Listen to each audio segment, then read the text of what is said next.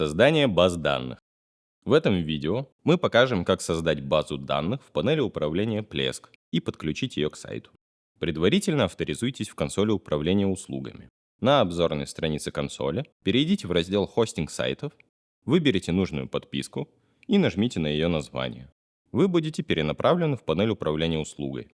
В блоке управления нажмите на кнопку «Войти». Откроется панель управления Plesk.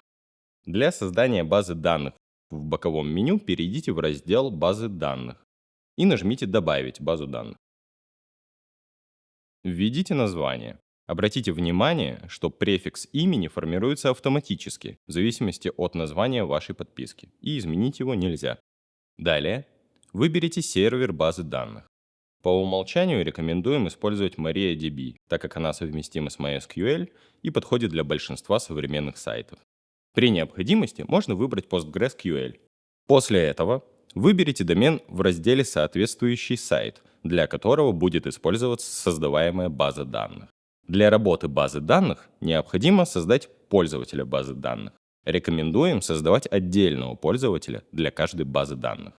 В качестве имени пользователя рекомендуем указать то же название, что и у базы данных. Затем придумайте надежный пароль. Параметры «Пользователь имеет доступ ко всем базам данных подписки» и «Управление доступом» относятся к дополнительным настройкам. Если вы не уверены в их назначении, рекомендуем оставить значение по умолчанию. Если вам необходимо удаленное подключение к базе данных, обратитесь в техническую поддержку. После заполнения всех параметров нажмите «Создать». После создания базы данных можно импортировать в нее дамп с данными. Поддерживаются файлы в форматах SQL и SQL.zip. Также можно импортировать дамп, если он уже находится в файловой системе хостинга.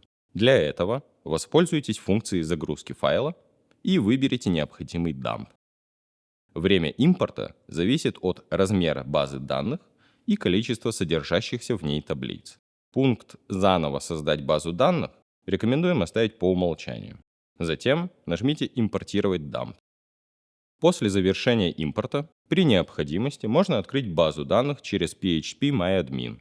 Этот инструмент предназначен для просмотра и редактирования таблиц базы данных. Если вы не знакомы с SQL и устройством баз данных, мы не рекомендуем редактировать данные в PHP-MyAdmin. В разделе «Информация о подключении» отображаются параметры базы данных: хост, имя базы данных и имя пользователя. Позже мы будем использовать эту информацию для подключения базы данных к сайту. При необходимости базу данных можно экспортировать в файл и сохранить его на компьютер или в файловую систему хостинга. Также доступна функция копирования базы данных. Она позволяет создать полную копию существующей базы данных. Для ее создания укажите новое имя.